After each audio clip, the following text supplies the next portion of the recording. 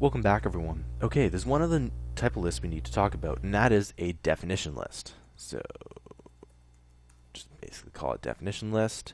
And all we need to do is basically, for a definition list, is just DL. And I'm going to close off that tag right away. It's pretty simple. And what we need to do is, instead of putting li, we just put dt. Okay? And let's close off that tag right away. bt. And we're just going to call this list1. Now, what is going on here? Let's put dd here, and we're going to call this definition.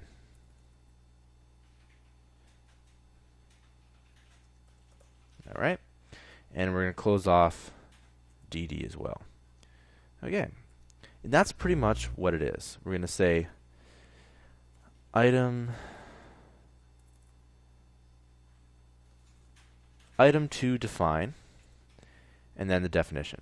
And we can go ahead and we can basically put this in wherever we want. So basically, you can actually, if you wanted to, let's say apple, if you wanted to have apple, and the definition is a fruit. Okay? Simple enough.